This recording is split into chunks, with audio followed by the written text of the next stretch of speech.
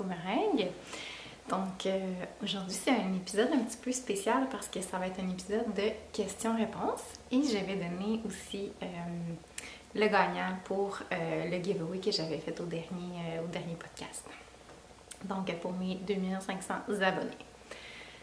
Vraiment, je vous dis un merci pour tous les commentaires. J'en ai reçu là, une grande quantité. J'ai essayé de répondre à tout le monde ou de liker au moins tous les commentaires.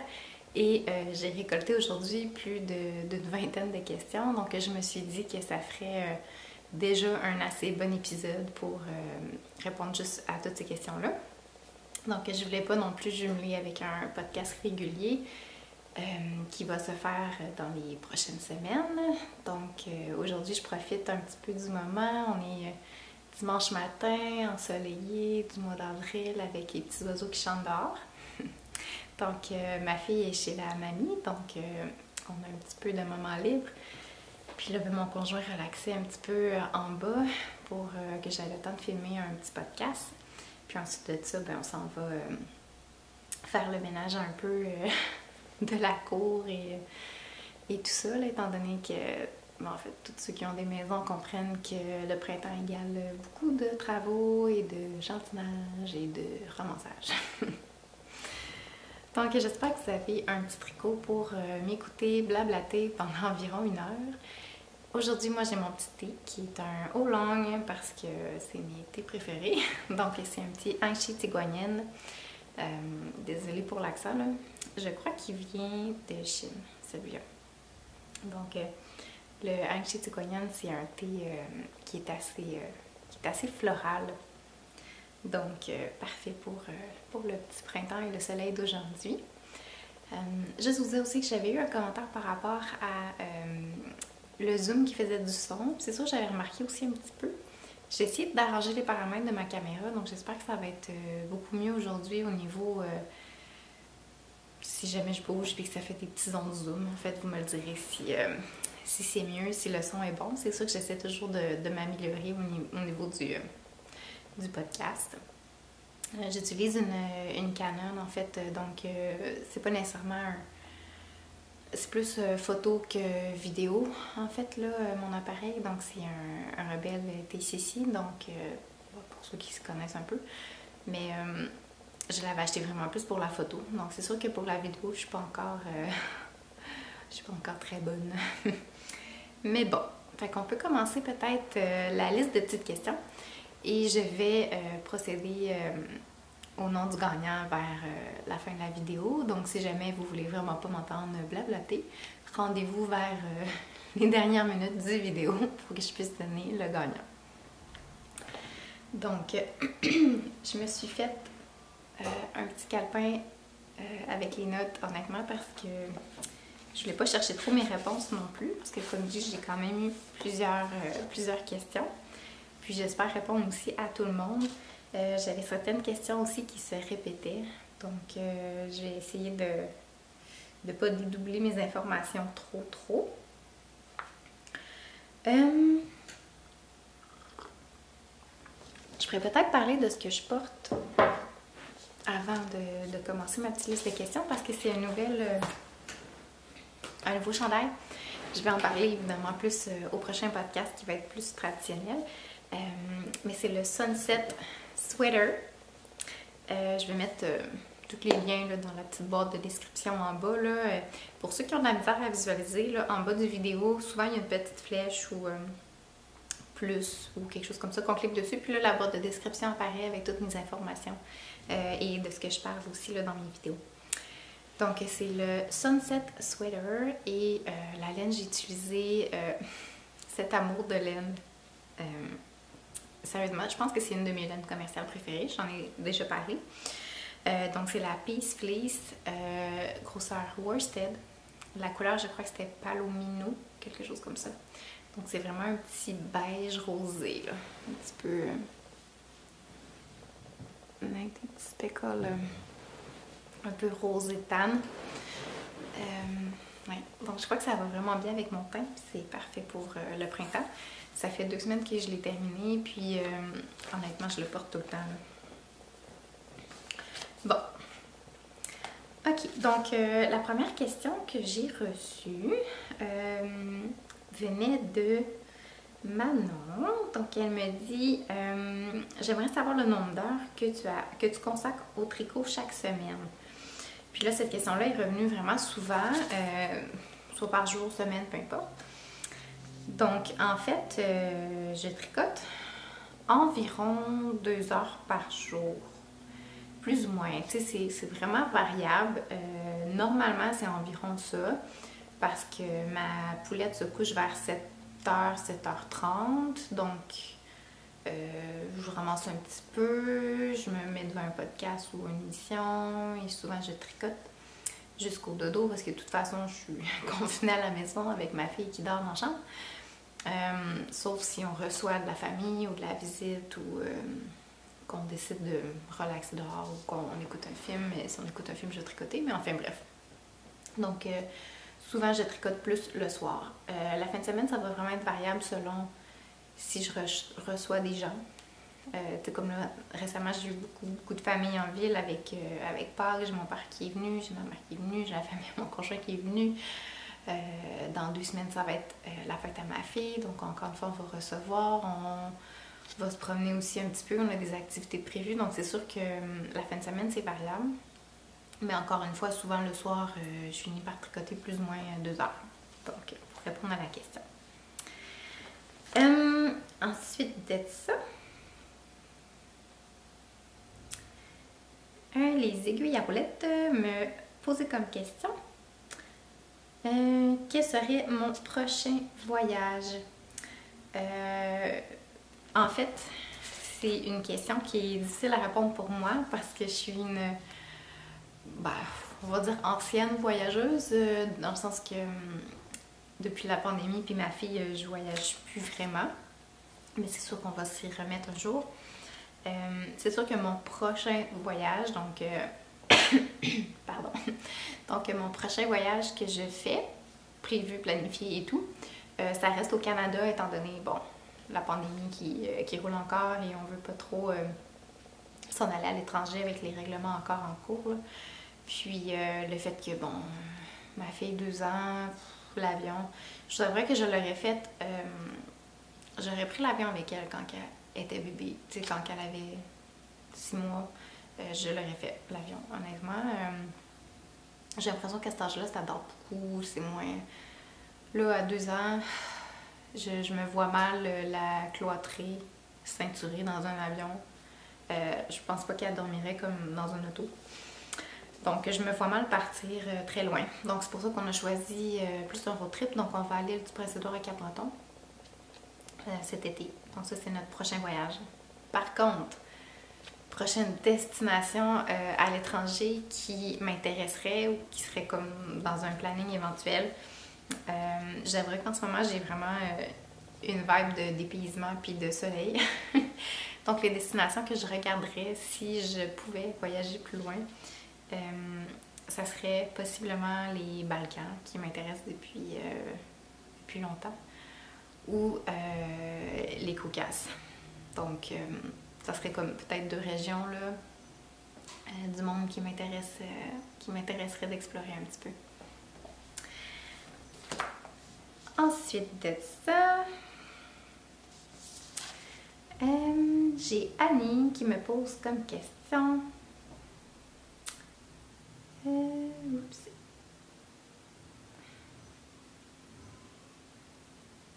Ok, ouais. Excusez. J'ai Annie qui me pose comme question. Est-ce que tu portes tous les chandails que tu as tricotés et dans quel coin du Québec demeures-tu? Ok. Je demeure dans la ville de Québec, donc tout simplement dans la capitale.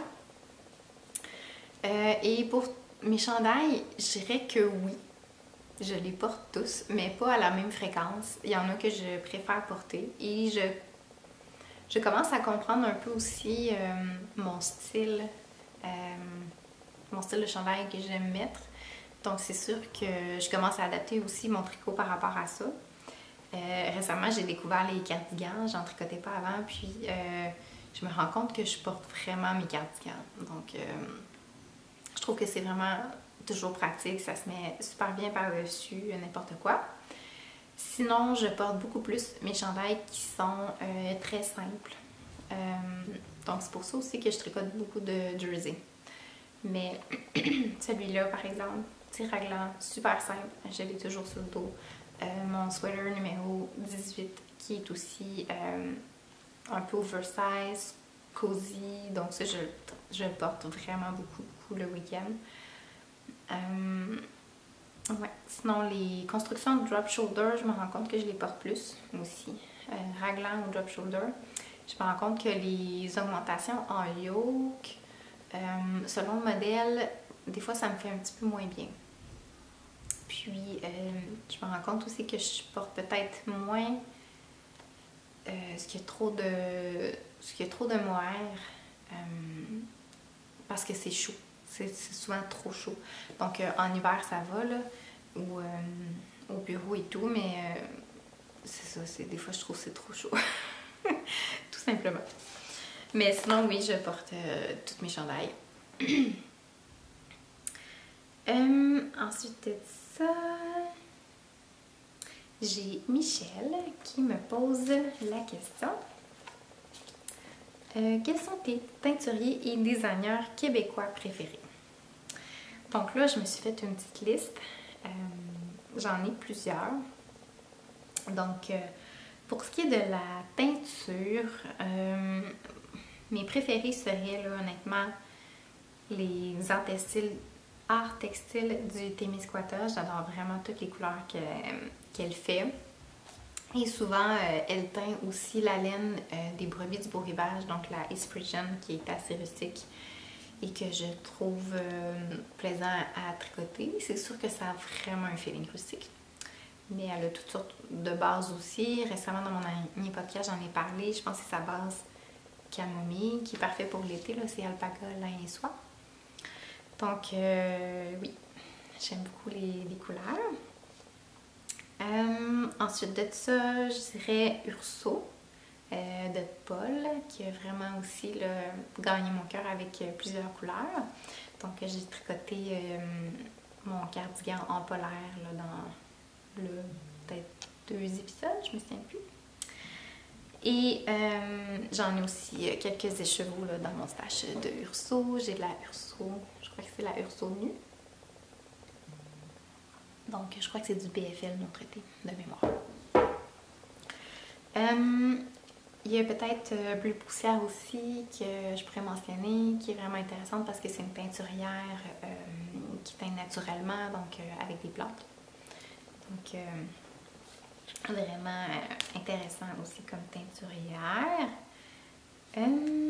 Sinon, récemment, j'ai découvert la laine de Sunder Yarn Co. J'ai entendu, mais c'est peut-être pas ça non plus, c'est moi qui ai mal compris, mais je crois que c'est les anciennes propriétaires de Espace Tricot qui ont parti de là. Dites-moi si je me trompe, j'ai entendu. Mais cette laine-là, là, c'est vraiment du bonbon. Donc, ouais, je la mettrai dans mon top. Sinon, pas québécois, mais canadien, je pourrais mentionner Émilie Siglis, qui fait d'ailleurs partie de mon tirage aujourd'hui. Et que j'ai tricoté plein de projets avec cette laine-là. Elle fait des super belles couleurs, puis c'est teint à la main également. Et elle sort beaucoup de fibres aussi, là. J'ai vu plusieurs podcasts de personnes qui filent, qui ont acheté de sa fibre, puis elle fait de la belle fibre. Et elle a aussi plusieurs laines non traitées. Donc, intéressant.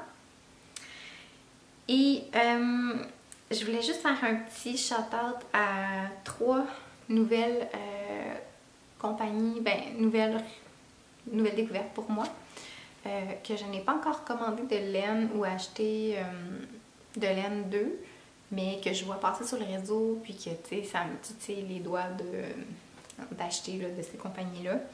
Donc, ça serait Pastel Club. Ils sont situés à Montréal. Donc, honnêtement, ils ont vraiment toujours une petite vibe un peu vintage. Puis là, en ce moment, ils ont beaucoup de couleurs printanières, rétro. Ouais, je trouve que ce qu'ils font, c'est vraiment beau. Sinon aussi, il y a Peonia Fiber je crois que c'est Isabelle son nom. Elle a sorti des super belles couleurs printanières, puis je vois plein de gens aussi passer qui en commandent. Donc c'est vraiment du beau travail ce qu'elle fait. Il y a aussi Origine Yarn. Laine Origine, je sais pas trop. Je vais tout vous mettre les liens de toute façon. Qui est pour moi une nouvelle découverte. Puis elle teint aussi à la main, mais avec des plantes qu'elle va cueillir elle-même. Puis elle fait sa teinture naturellement. Puis là, elle a sorti une collection. C'est beau. C'est April in Paris qu'elle l'appelle. Donc Avril Paris. Et c'est toutes des couleurs, des teintes de lilas. Donc si vous êtes dans cette palette, genre Bridgerton, allez voir là, ce qu'elle fait. Je pense qu'elle est située en plus dans la ville de Québec, donc ça me tenterait vraiment d'encourager. Pour ce qui est des designers, j'ai plusieurs designers québécois que j'apprécie, mais je pourrais quand même vous faire juste un petit top là, que je me suis noté ici. Donc, Élise d'Amour Design, j'en avais déjà parlé avec mon test knit de mon Ursa Major. Donc, mon chandail qui était comme gris, en moire et laine de Emilia et Flamène. Donc, elle fait des super beaux patrons de bas. Je tricote pas beaucoup de chaussettes, mais tu sais, vraiment, si vous êtes dans le tricot de chaussettes, allez voir ses designs. Puis c'était son premier chandail et j'ai énormément apprécié le design. Donc tout à fait mon genre de patron là. Un petit raglan super simple avec un détail sur les manches. Donc ensuite de ça, je dirais Marie-Christine Lévesque a fait tellement des beaux patrons.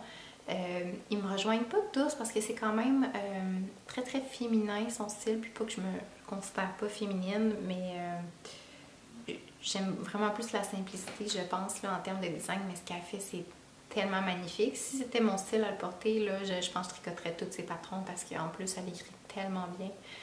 Tous les patrons que j'ai tricotés d'elle, c'était tellement bien écrit. Mais j'ai quand même quelques designs là, dans ma liste de ces patrons que j'aime beaucoup. Sinon, je dirais Sarah Blow Design. J'ai dans ma liste deux que j'aime beaucoup dans ses chandails, le Lotus ou le Honey, que je trouve vraiment magnifique, mais elle fait plein de choses. Sinon, Camille Descoteaux, qui est assez connue aussi, je crois. Puis, elle fait des super beaux chandails. Puis, encore une fois, elle aussi, ses patrons sont super bien écrits. Sinon, je dirais tous les patrons de Espace Tricot, puis ils sont gratuits en plus. Puis les filles qui ont racheté la boutique Espace Tricot sont tellement sweet. Quand tu écoutes le podcast, tu as juste vraiment envie de les connaître. Puis ils font vraiment des beaux designs, donc puis gratuits en plus. Donc français, anglais, quoi de mieux. Sinon, je dirais Geneviève Dugon, que je parle quand même souvent parce que j'ai tricoté plusieurs de ses patrons. Donc, j'aime beaucoup son univers, son style. Donc, une autre à suivre. Et sinon, Tricot Nomade, elle fait quand même des beaux patrons de chaussettes. Allez voir là, ce qu'elle fait, c'est super beau. J'aime aussi beaucoup son univers. Je pense qu'il y a un nouveau choix de couleurs. On est un peu dans les mêmes palettes. Puis, c'est ça. Ses chaussettes sont vraiment belles. Je me souviens pas du nom, mais il y en a une avec un petit cordon dans le haut. C'est définitivement dans ma liste d'y faire un jour si je me remets à faire des chaussettes. Mais elle a des super beaux patrons. Ok, je vais m'arrêter là parce que j'ai l'impression que cette vidéo va être trop long sinon. Ok. La prochaine question est de Isabelle. Depuis combien de temps tricotes-tu? Puis, comment as-tu appris à tricoter? Donc, je tricote depuis environ 2 ans. Mais ma première chaussette, je l'ai faite il y a 1 an et demi. Puis ça a vraiment été le premier projet que j'ai tricoté, que je faisais avec un patron, que j'apprenais vraiment tricoter quelque chose qui n'était pas un rectangle. Donc, il y a 2 ans, j'ai vraiment appris le point mousse, puis je castonnais un nombre de mètres d'une façon louche et je tricotais un point mousse durant X temps jusqu'à faire un rectangle et je faisais un petit bite-off régulier. Donc vraiment, j'avais pas tant de notions. Donc ça a été vraiment mon premier projet. Là. En fait, c'était un foulard en rectangle, en acrylique, en point mousse. Je pense que il faut tout commencer à quelque part. Là. Donc, je pense que c'est l'idéal, commencer avec un petit foulard en point mousse ou des fois il y a des gens qui parlent d'une lingette aussi. Donc, juste pour s'habituer au mouvement là, du tricot. Mais ça a été vraiment mon première expérience tricot, il y a 2 ans environ. Et il y a 1 an et demi, ben c'est ça, j'ai vraiment commencé à apprendre comment on lisait un patron. Puis vraiment, c'est ça, faire une chaussette. Je sais pas si la chaussette, c'est la meilleure idée pour commencer vraiment dans l'univers du tricot, mais bon, je me suis lancée dans une chaussette. Je l'ai faite avec une vidéo d'ailleurs sur YouTube sur comment monter là, une chaussette, mais c'était avant que Claude Tricot fasse des vidéos. Maintenant, je sais que Claude Tricot elle a des super bonnes vidéos aussi pour tricoter une chaussette. Donc, je le faisais avec le patron et la personne qui tricotait la chaussette. Donc, ça m'a aidé un petit peu à comprendre aussi l'univers des patrons tricot. Et mon premier chandail, je l'ai fait l'été passé. Donc, en fait, Claude Tricot, encore une fois, avait parti un cal. Donc, un cal sur de classique, un patron de Espace Tricot. Et c'était mon premier chandail. Donc, justement, c'était plus l'expérience Claude Tricot qui parlait de commencer justement son premier chandail ou si on n'est pas habitué de tricoter un chandail. Donc, c'était vraiment avec des vidéos accompagnées. Donc, encore une fois, ça m'a vraiment aidée. Je suis une personne extrêmement visuelle. Donc, je suis autodidacte, mais beaucoup de vidéos YouTube. Puis souvent, quand il y a quelque chose que je comprends pas dans un patron, je vais me référer à une vidéo parce que j'ai beau relire une phrase, moi ça compte pas. Il faut vraiment que je le vois. Donc, donc ça fait moins d'1 an que je tricote des chandails finalement parce que j'ai commencé, c'était l'été, peut-être en juin, je sais plus, en mai. Faudrait voir quand que Claude Tricot avait commencé son cal et ses vidéos, je m'en souviens pas. Je sais que je le tricotais durant l'été, en tout cas. Ensuite de ça, qui m'a appris à tricoter, donc ça serait ma belle-sœur, donc la sœur à mon conjoint, qui ne tricote pas tant non plus, mais qui m'a appris les bases, là, les bases du point mousse, finalement la base. Elle, maintenant, elle crochette plus. Elle tricote pas beaucoup. Puis je pense qu'elle n'a jamais tricoté un chandail ou quelque chose. Là, c'était... Puis je pense qu'elle, c'était sa grand-mère qui lui avait appris. Voilà. Ensuite de ça... Gorgée.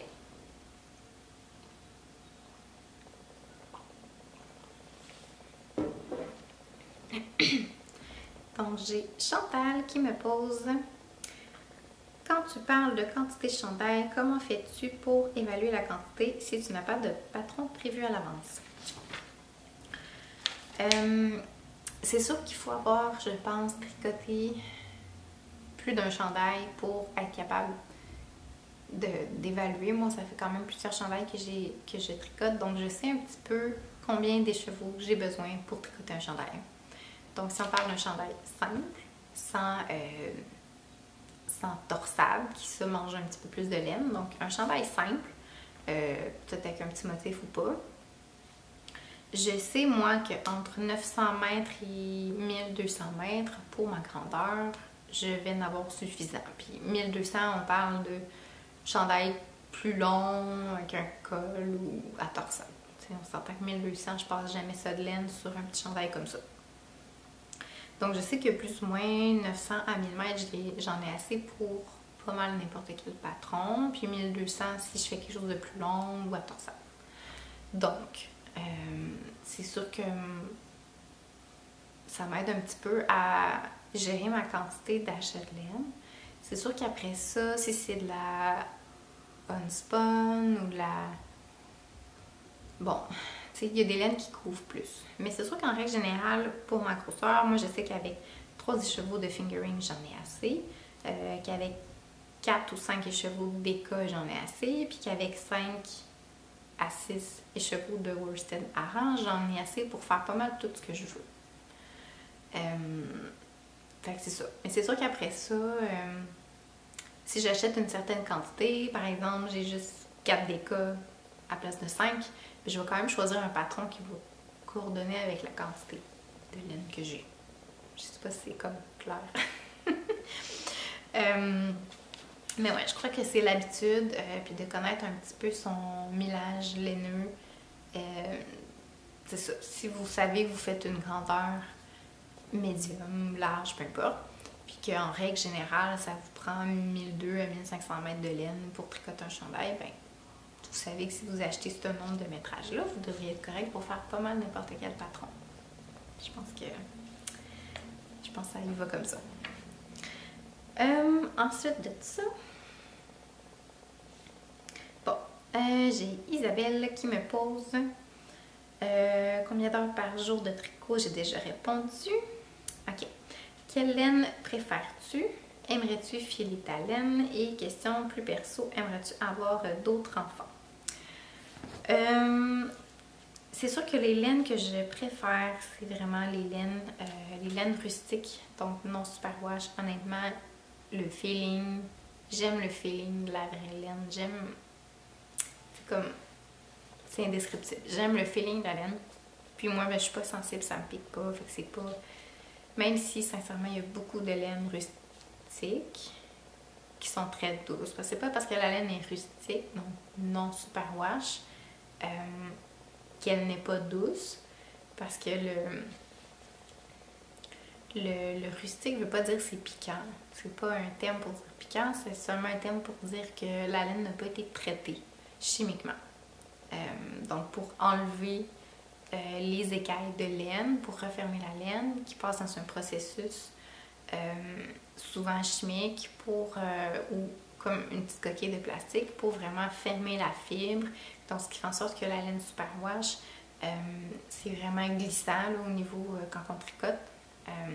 Puis c'est une laine qui souvent s'étire au lavage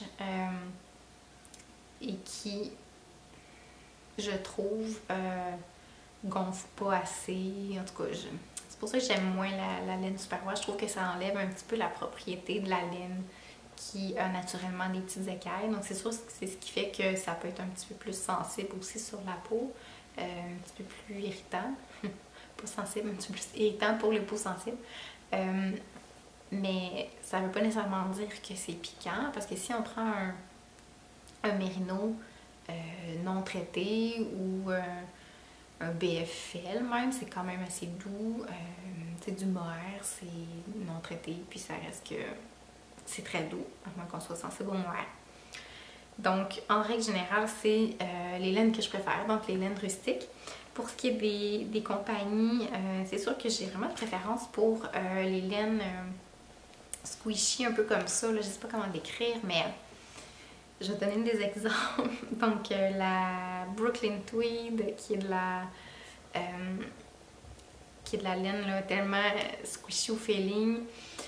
La Thunder que j'ai parlé, sérieusement, cette laine-là est vraiment au toucher quelque chose.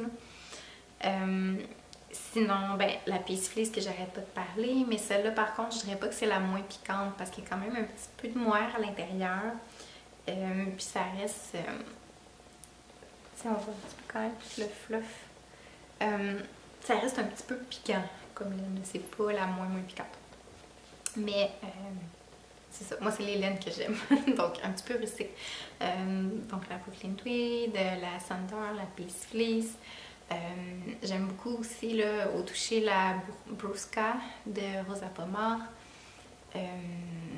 Puis sinon, ben, c'est sûr que je pense que j'ai assez souvent parlé de mon amour de la Plotulopie, qui est de la laine unspun. Donc ça aussi, encore une fois, là, les laines unspun, C'est un amour pour moi, là, pour ces laines-là.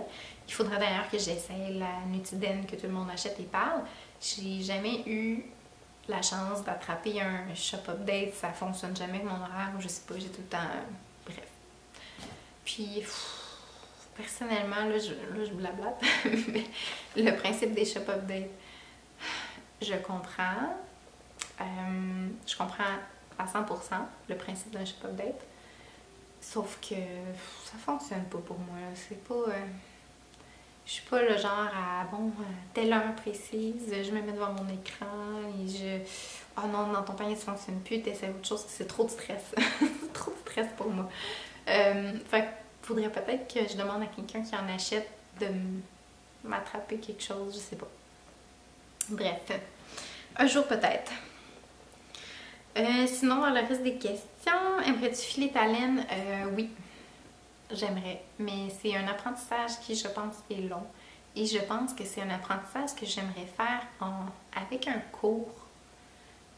Je sais qu'il y en a beaucoup d'autodidactes de filage, mais je sais pas, j'ai vraiment envie d'une personne qui me montre comment faire.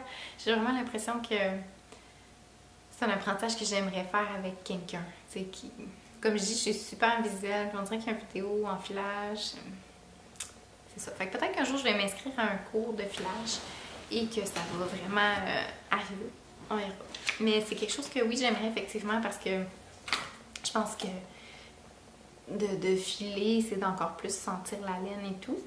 Mais je vous avouerai que pour deux raisons, le fait que ça me tente pas de la prendre autodidacte et le fait que je manque un petit peu de temps. C'est la raison pourquoi je n'ai pas encore touché au filage. Sinon, pour les enfants, non. On est satisfait avec notre fille, donc c'est la plus parfaite du monde à mes yeux. J'ai pas besoin de créer plus. Non, mais honnêtement, on a atteint, je pense, notre balance entre le don de soi et le temps pour soi. Donc, oui, des enfants c'est extraordinaire, mais ça demande beaucoup de temps et d'énergie et tout ce qu'on veut, hein? Tout de nous. Et je me vois pas recommencer la chose encore et encore parce que j'ai quand même envie d'avoir un petit peu de temps pour moi. Et on travaille beaucoup quand même, parce que je trouve qu'on travaille beaucoup, moi et mon conjoint, puis il y a tellement de choses dans la vie à faire, donc ouais. Puis de toute façon, on voit pas le besoin. Donc voilà. Prochaine question. Question de Katia. Je me demande, où prends-tu tes inspirations pour tes chandails? Est-ce que tu regardes Ravelry en fonction de ta laine ou est-ce que tu t'inspires de certaines personnes sur Instagram? Honnêtement, mon inspiration vient d'un peu partout. Donc Ravelry, Instagram, podcasts. J'écoute beaucoup de podcasts. Donc, puis j'ai quand même un gros stash. Donc en fait, je peux pas te dire que j'ai un processus de création, voici mon étape A, B, C, D. Mais je suis un peu chaotique dans ma tête, j'ai beaucoup d'idées, ça passe. Mais souvent, ça vient comme une étincelle. Puis je vois quelque chose, puis oh, oui, parfait, ça serait ça dans mon stage. Je fais quelque chose, puis c'est bon. Je fais un échantillon, quoi que ce soit, puis je pense qu'en général, ça se passe comme ça. Quelqu'un parle de quelque chose, ou je vois quelque chose, que ce soit sur YouTube, Instagram, Ravelry, puis là, mais j'associe ça avec quelque chose que je vois. Puis ça se passe généralement comme ça. C'est pour ça que j'aime ça aussi avoir un gros stage. Ça me permet des fois d'avoir juste une idée, puis aller choisir dans ma laine ou vice-versa. Ça arrive aussi que je vois un patron et que ça me donne une idée de laine, ou que j'ai une laine, ça me donne une idée vers quel genre de patron je veux aller. Ou quel mix de couleurs. Ouais. Donc, je dirais que ça ressemble à ça. C'est vraiment rare que je vais prendre la laine du patron exactement. Sauf peut-être certaines exceptions. Comme récemment, le Miles Jacket. J'ai quelque chose dans mon stash, mais sincèrement, je veux acheter la laine qu'ils proposent parce que j'ai vraiment envie de tricoter cette laine-là. Fait qu'on verra. Mais c'est ça. Souvent, c'est rare que je vais vraiment prendre la laine pour le patron en soi. Ça peut arriver. Mais c'est rare. Puis, j'allais dire autre chose. Sur YouTube, comme j'écoute beaucoup de podcasts, donc c'est sûr que je m'inspire aussi là, beaucoup par ça.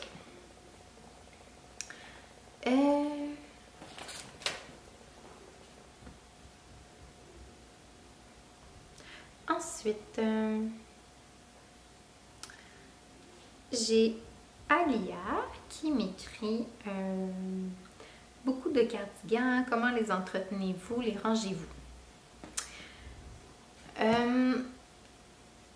Donc, pour l'entretien de mes tricots, c'est sûr qu'en ayant beaucoup de laine non superwash, c'est pas des laines qui prennent l'odeur et on a vraiment besoin de moins les laver qu'une laine, je dirais, superwash en règle générale. Puis, honnêtement, je lave pas mes chandails à toutes les fois que je les porte, puis même pas à tous les mois, dans le sens que je vais peut-être le laver quand que je vois que la forme commence à être, ou qui sent, mais la laine rustique, moi je trouve que ça sent pas. Tu pourrais le mettre 10 minutes dehors, puis c'est comme s'il était frais, là. Donc à moins qu'il soit taché, qu'il soit, c'est ça, que la forme commence vraiment à être moins belle, puis que tu vois que ça a besoin d'un petit blocage, ben là oui, je vais le laver. Mais je lave tous mes chandails à la main, dans de l'eau, je dirais tiède, dans de l'eau savonneuse là, avec de l'Eucalan, donc la marque de savon en laine sans rinçage, là, honnêtement. Puis moi, tout ce que je fais, c'est que, bon, je le laisse un petit peu mijoter dans l'eau. Et ensuite de ça, je vais vraiment le mettre à l'essoreuse dans ma laveuse. Donc moi, j'ai une laveuse frontale. Donc je mets juste le cycle de spin. Et je le mets à high spin, pour que ça tourne vite, pour qu'il n'y ait pas trop de friction, puis que le tricot retombe dans le tambour. Donc vraiment rapide. C'est environ une dizaine de minutes le cycle. Puis ensuite de ça, ben, quand il est très essoré, je le fais sécher à plat sur des petits matelas. C'est rare que je pine mes chandails. Des fois, ça va juste être la petite bande en bas pour que ça finisse droit au niveau des côtes. Ou si j'ai une dentelle, je vais peut-être étirer un peu, mais je fais pas mal juste sécher à plat. Puis pour ranger, ben en fait, j'ai un petit rangement en tissu qui vient du Ikea, qui est dans mon garde-robe, puis que je range mes petits tricots pliés là-dedans. J'ai pas de solution miracle, puis honnêtement, j'habite dans un très petit... Ben en fait, juste peut-être par rapport à la France, j'habite dans un manoir, je sais pas, là, je sais que des fois, à Paris, vous êtes comme super petit espace. Mais pour Québec, j'habite vraiment dans un petit bungalow. J'ai pas une énorme maison. Puis j'ai définitivement pas d'espace de garde-robe. Je pourrais vous prendre une petite photo de mon espace tricot. Ça commence à être déjà vraiment très plein. Puis sincèrement, on va refaire notre garde-robe prochainement. Donc c'est une étape de rénovation qui s'en vient là, pour avoir du mobilier intégré parce que ce qu'on a, ça compte pas nos besoins. Donc voilà pour ça. Ensuite, j'ai Sylvie qui me pose es-tu plus du genre à acheter la laine en fonction d'un patron choisi au préalable ou bien t'arrive-t-il des fois d'acheter la laine et ensuite trouver le patron? J'ai un petit peu répondu à ça tantôt, mais c'est sûr que normalement j'ai plus la laine en stash. Mais tu sais, je dirais les deux. C'est dur à répondre comme question. Parce que des fois, je vois un patron, puis ou j'ai une élimination avec ma laine que j'ai. Des fois, j'ai une laine, j'ai vraiment vite tricoté ça, puis je vais aller chercher un patron pour tricoter cette laine-là. Des fois, j'achète vraiment la laine pour le patron, puis ça se passe en même temps. Fait un peu de toutes ces réponses, je dirais. Mais tu sais, souvent, je dirais j'ai la laine, puis après ça, je me cherche un patron. Puis des fois, en fait, j'achète de la laine pour un patron en particulier, parce que je me dis, ah oui, ça, ce patron-là serait vraiment beau avec cette laine-là, puis j'achète la laine, puis je change d'idée. Donc, je change tout le temps d'idée, en fait. Donc, il n'y a rien de très fixe dans mon univers. Ok. Ensuite.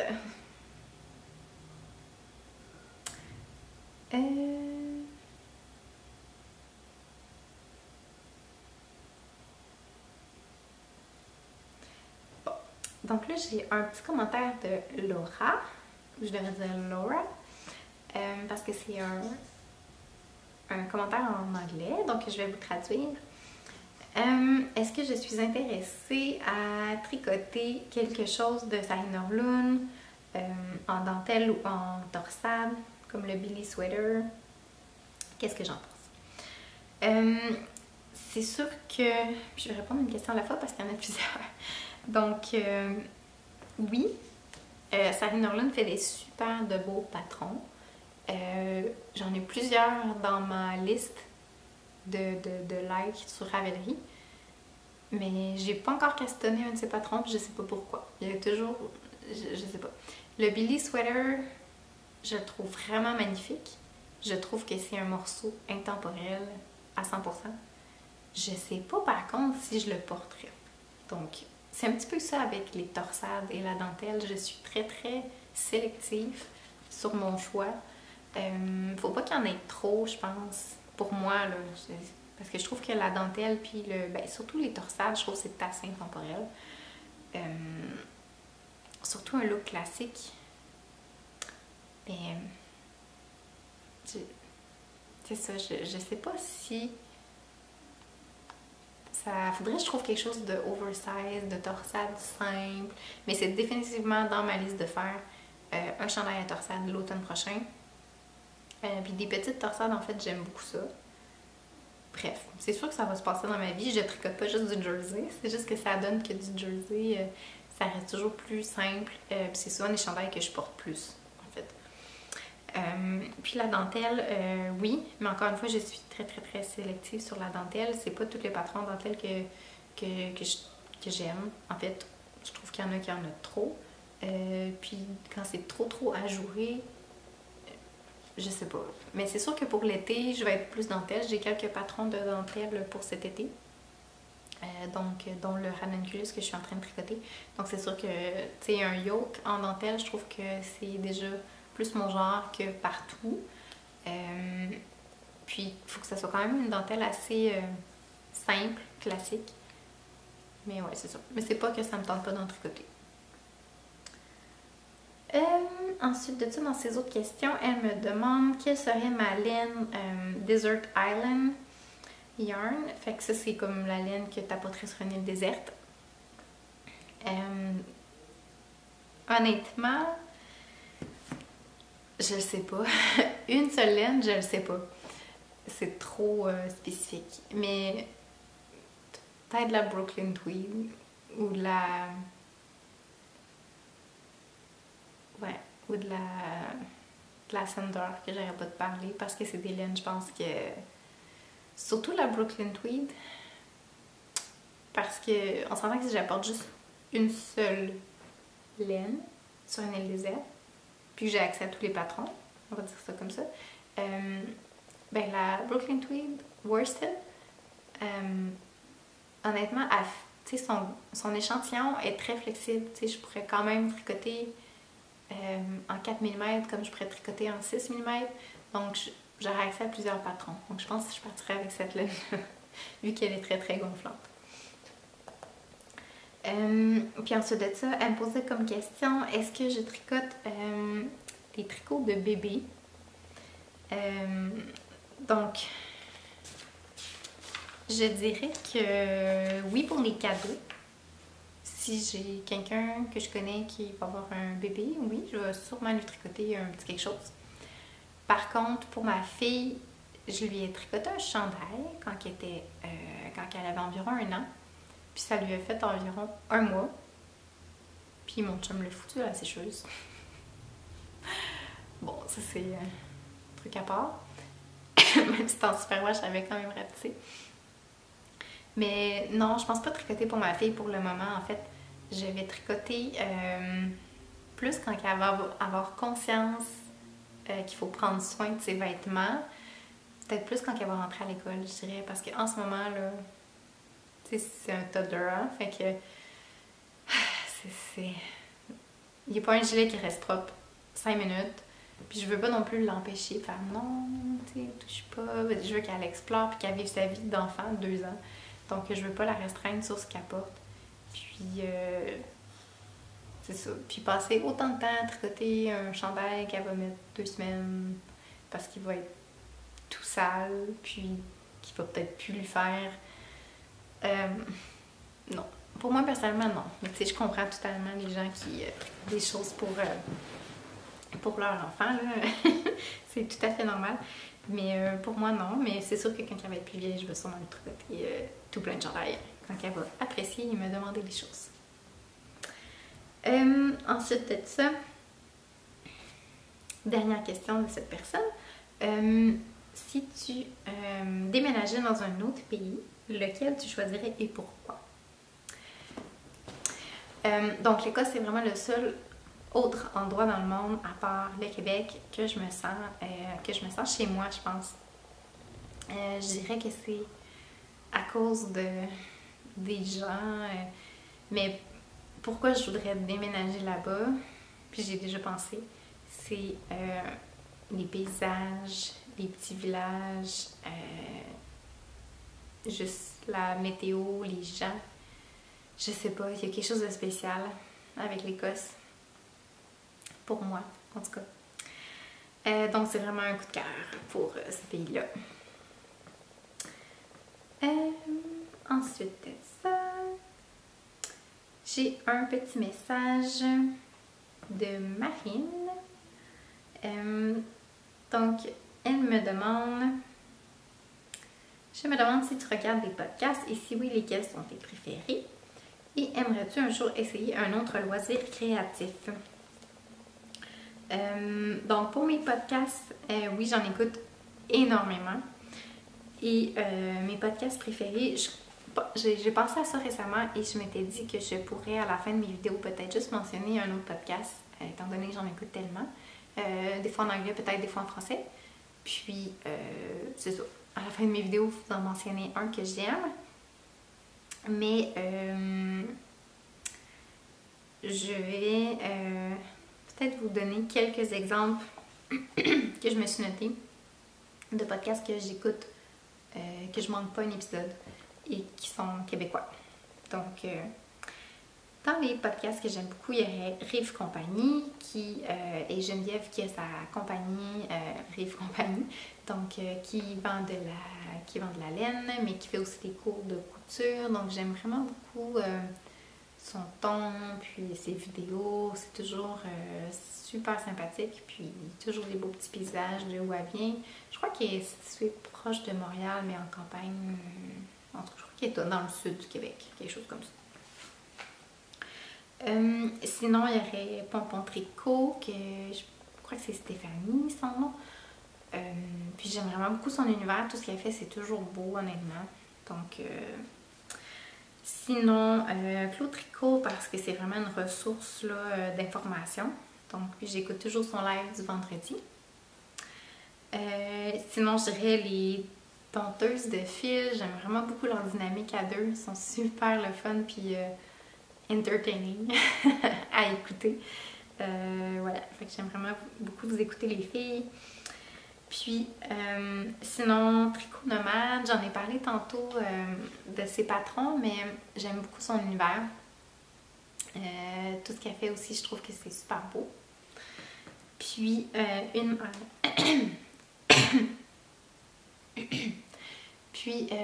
maille par jour, j'aime aussi beaucoup son univers, c'est toujours tout doux, puis elle est vraiment dans le slow knitting aussi, là, j'aime vraiment son beat de tricot, je trouve ça intéressant ce qu'elle propose aussi, puis elle tricote beaucoup en laine rustique comme moi également.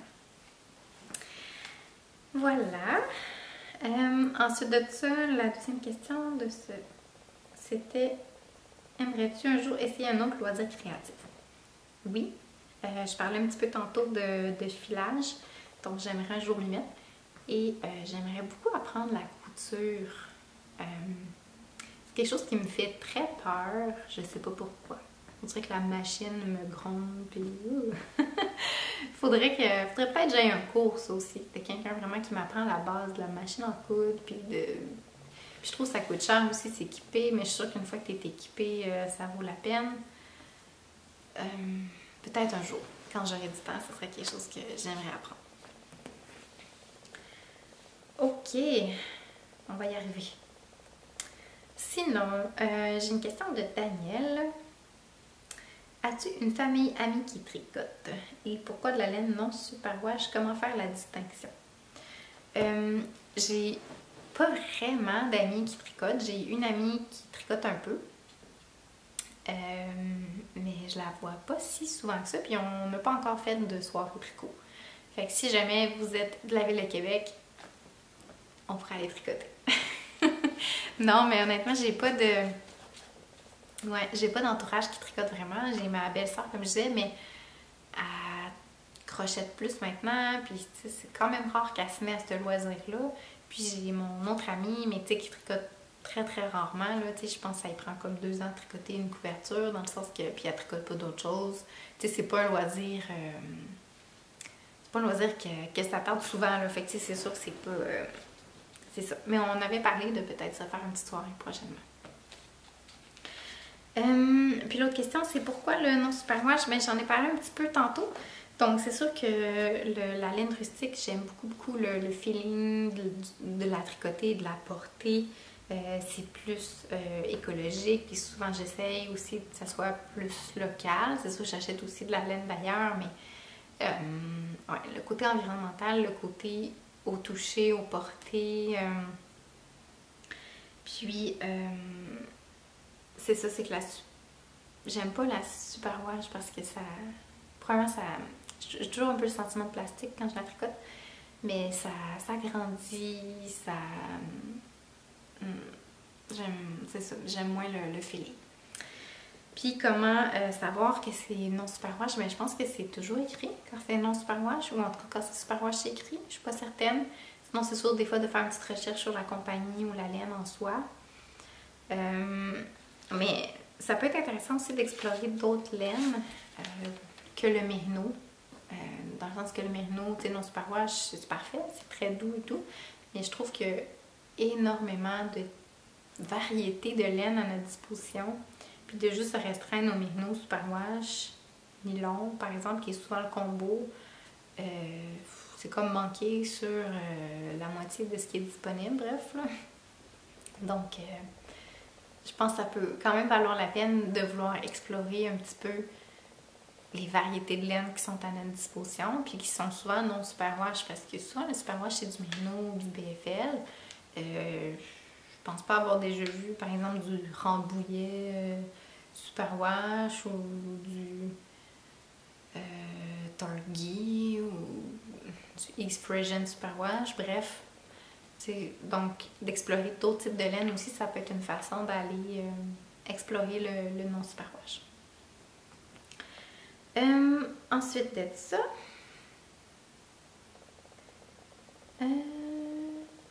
un petit commentaire de Perrine. J'aimerais bien savoir si le tricot est ton seul loisir créatif, si tu en as d'autres, si oui, lesquels. Je prends une petite gorgée.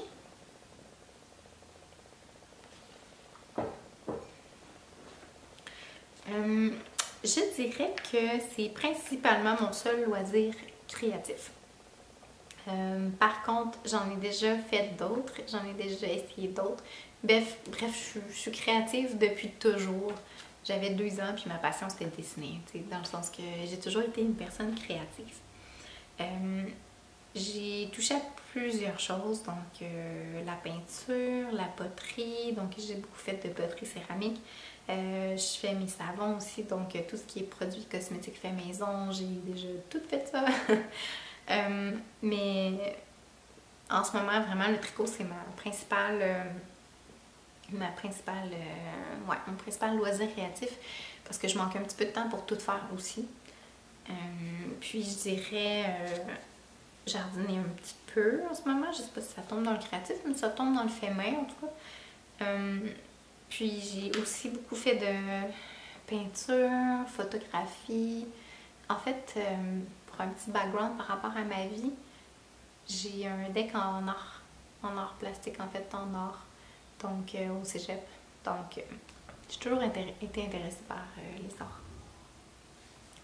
Et je sais pas si ça tombe un petit peu dans le loisir créatif, mais moi je trouve que c'est créatif, mais le design, donc c'est quelque chose qui fait partie de ma vie par rapport à mon travail, mais aussi chez moi.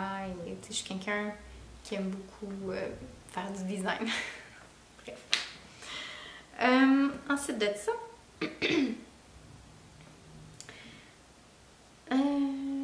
donc un commentaire d'une autre Vanessa.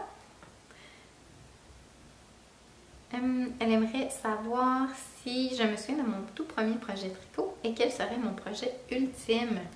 C'était, comme j'ai dit tantôt, un foulard rectangle, point mousse, bien simple, même pas de slip stitch sur les côtés, là, en acrylique, un acrylique tweed, puis je l'ai donné à ma belle-sœur. Et mon projet ultime, ça serait... Mais ça, c'est sûr je le fais un jour dans ma vie parce que c'est ça, c'est vraiment mon projet ultime. Peut-être dans un an ou deux encore, je sais pas. On va voir, on va voir. Ça serait le YELL, Y-E-L-L, puis je vais mettre une photo de Marie Wallin. Donc, cette designer me fait capoter. C'est toujours du jacquard, c'est souvent inspiré par Isle, Shetland. Et puis là, c'est un cardigan en jacquard, au complet, super 12-15 couleurs, avec un stick. Hein? Donc, on a toute la... Ouais, on coche toute la liste des épeurants, là. Mais non, c'est sûr que je vais le faire. Mais on verra quand. Mais le design de ce cardigan-là me fait juste... ça, c'est vraiment un piece que tu gardes des années, puis que tu donnes, que je donnerai à ma fille, qui donnerait à sa fille, là, je veux dire. Ensuite de ça, prochaine question.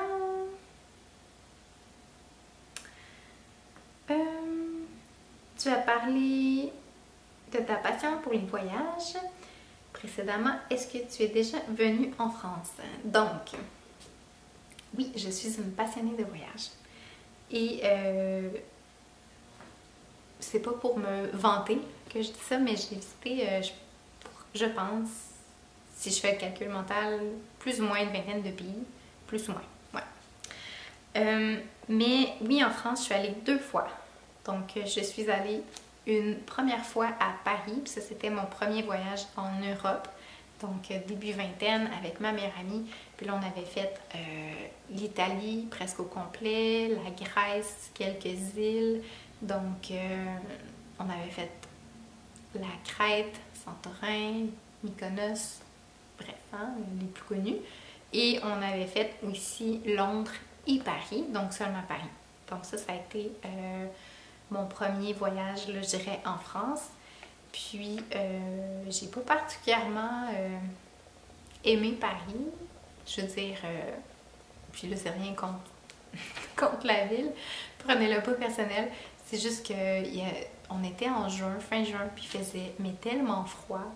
Puis là, nous, on arrivait quand même de la Grèce, de l'Italie. Puis Londres, il faisait même plus chaud. Puis là, on arrivait à Paris, puis il faisait oh, mais tellement froid. Puis il pleuvait tout le temps. C'était vraiment horrible comme expérience. Puis, on avait surtout été confinés dans les musées, ce qui n'est pas mauvais. Mais je pense pas avoir vécu la belle vibe de Paris sous le soleil avec le petit café, bref. Puis, je trouvais qu'il y avait beaucoup de monde. Puis, mais je pense que ça fait plusieurs fois que je le dis, je ne suis pas une fan des grandes villes. C'est ça. J'aime pas être dans trop de monde. J'aime pas quand il y a... Bref, j'aime pas les grandes villes. Je suis plus de type campagne. Donc, voilà. Mais je suis allée une deuxième fois en France. Donc là, encore une fois, avec cette même meilleure amie-là qui est allée vivre 2 ans à Paris pour un échange études. Et je suis allée la rejoindre à Paris, mais on n'est pas resté à Paris. Puis là, je suis juste restée plus ou moins une semaine en France. Donc en gros, j'ai pas vraiment vu la France. Je suis allée une fois à Paris quelques jours et la deuxième fois, je suis allée une semaine quand on arrivait à Paris. Ensuite de ça, on a vu Marseille, les Calanques et on a vu Aix-en-Provence et comment ça s'appelle? Un petit peu les villages du Luberon. Donc, c'est tout ce que j'ai vu de la France. Donc, c'est une longue histoire pour dire oui, mais non. Je suis sûre qu'il y a plein de beaux secteurs en France que j'ai pas vus parce que ça a l'air juste magnifique. Il y a beaucoup de beaux secteurs, mais je n'ai malheureusement pas exploré tant que ça. Il y a tellement de belles places dans le monde à voir, je sais pas si et quand je vais retourner en France. Ensuite de ça, la prochaine question, c'est de Micheline.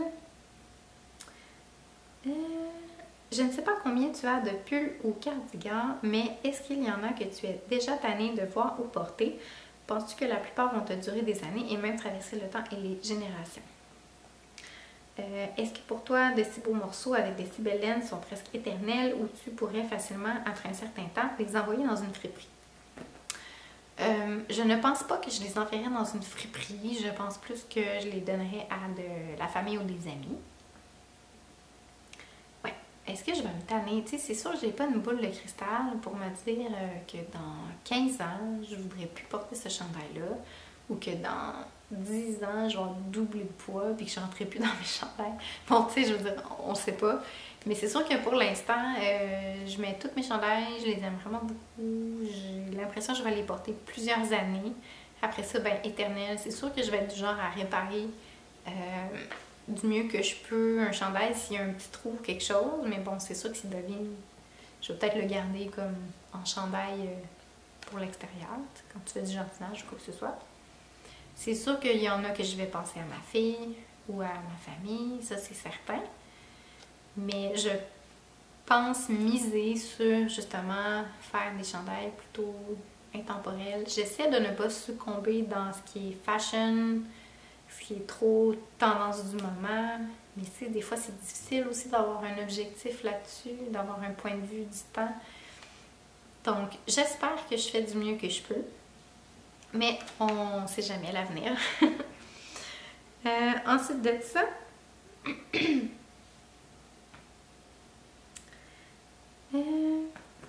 Puis je voulais juste aussi mettre un petit point par rapport à ça, par rapport...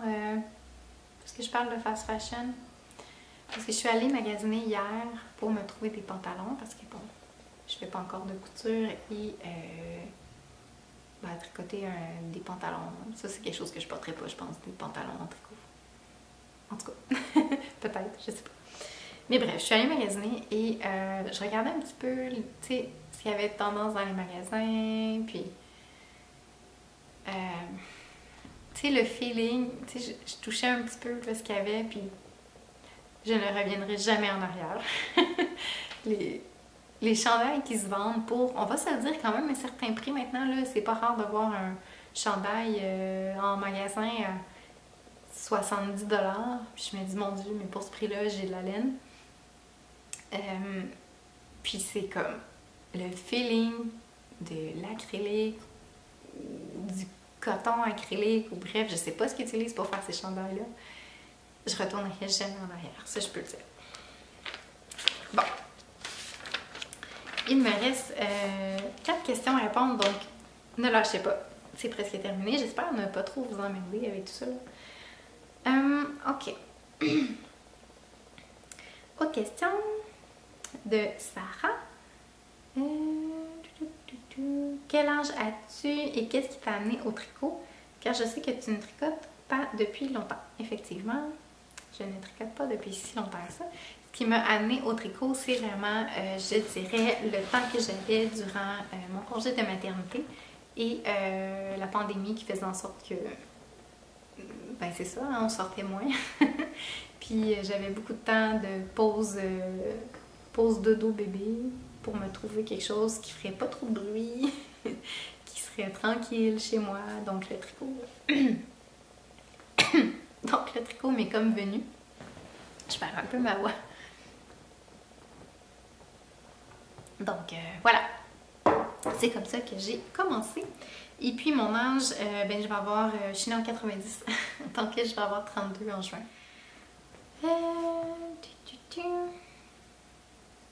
Ensuite, question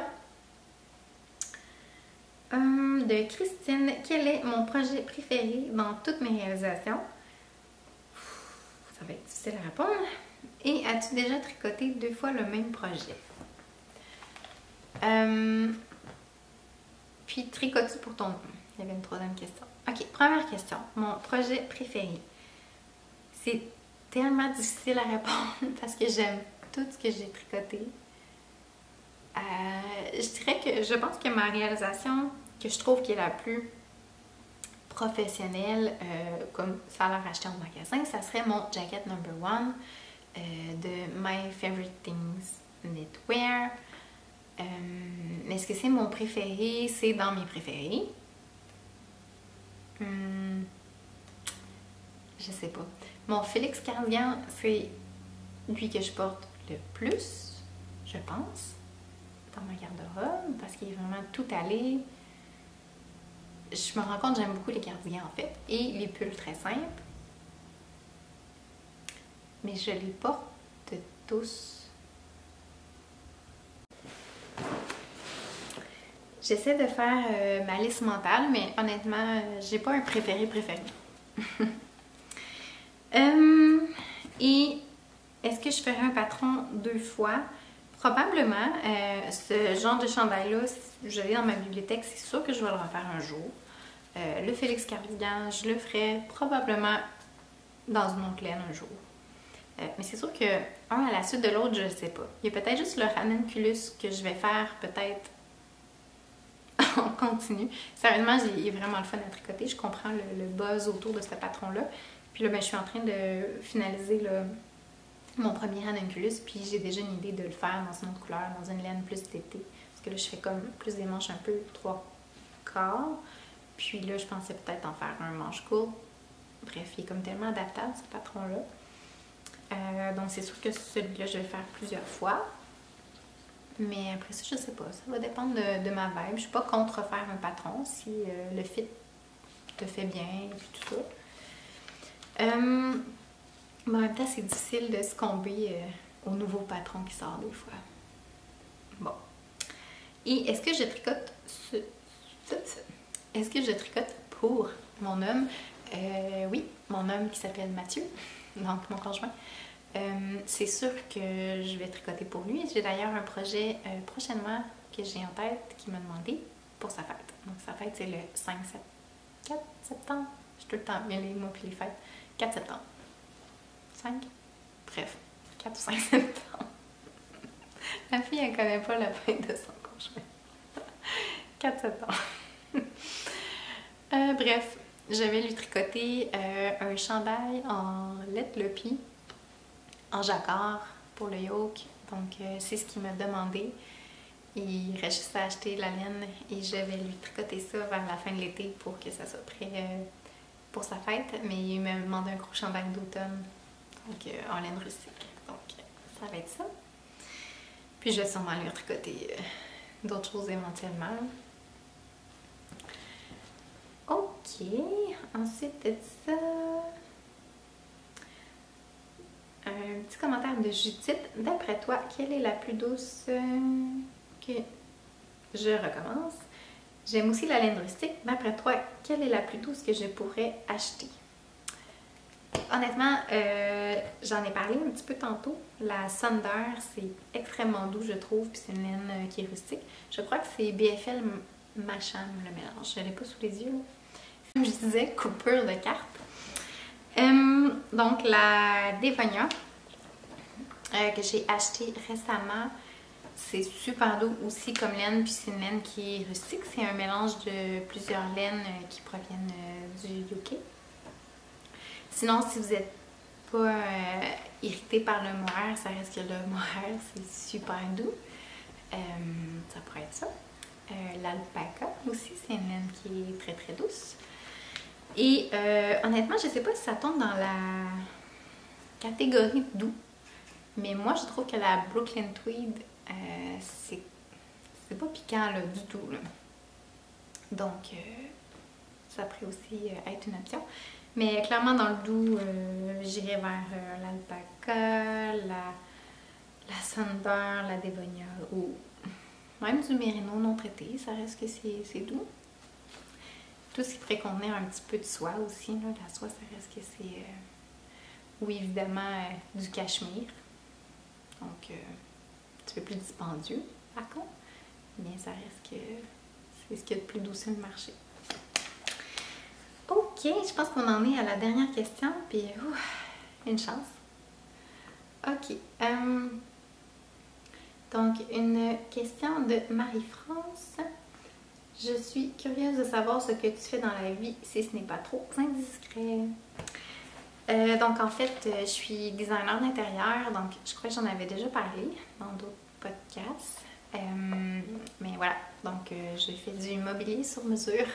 Donc, cuisine, salle de bain, peu importe, tout ça. Donc, c'est mon métier. Par contre, j'ai étudié en design intérieur en général, donc pas nécessairement pour le mobilier sur mesure, mais ouais, donc c'est mon métier. Donc, je pense avoir assez blablatéré pour aujourd'hui. J'espère que ça n'a pas été trop long et terrible comme épisode. Et pour le gagnant, donc j'ai fait le tirage. Donc, je vais mettre ici la photo finalement du gagnant. Donc, tu peux communiquer avec moi idéalement sur Instagram, donc pour que tu puisses m'envoyer directement ton adresse pour que je puisse t'envoyer ton beau prix. Si jamais tu n'as pas accès à Instagram, peut-être me laisser un commentaire sous cette vidéo en me disant « c'est moi le gagnant ». Et je vais pouvoir peut-être communiquer avec toi pour te donner mon adresse courriel ou un autre moyen de communication. Parce que, ben c'est ça. Écris pas ton adresse personnelle sur YouTube. Donc, écris-moi soit sous un commentaire sous la vidéo ou sur Instagram directement pour qu'on puisse communiquer ensemble. Donc voilà, félicitations! Donc tu as gagné un super bel écheveau de Emily Cycliste. Et je vais t'envoyer le tout. Je pourrais mettre une petite photo aussi du prix que tu as gagné. Donc voilà, je vais attendre tes nouvelles. Et sur ce, je vous souhaite une super belle journée ensoleillée du mois d'avril. J'espère que vous profitez vraiment de votre printemps, que vous avez tout plein de beaux projets. Pour ma part, pour un podcast plus régulier et peut-être intéressant sur ce que j'ai tricoté et tout ça, je devrais filmer un autre podcast.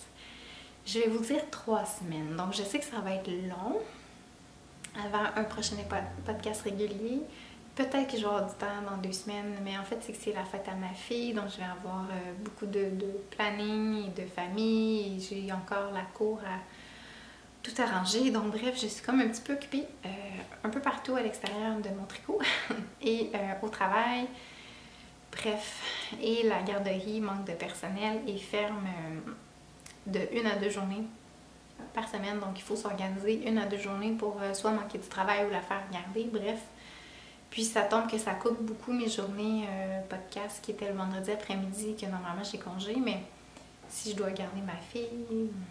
Bref, c'est compliqué ces temps-ci. Donc là, j'avais vraiment un petit moment pour vous jaser, pour dévoiler le concours et répondre à vos questions. Mais le prochain podcast va se faire quand je vais avoir un autre petit moment. Donc qui sait, ça va peut-être être dans 2 semaines comme dans 3 semaines. Donc ne soyez pas trop... c'est ça, soyez indulgents et gentils envers moi. Donc je vous reviens sous peu et je vous souhaite une belle journée. Bye!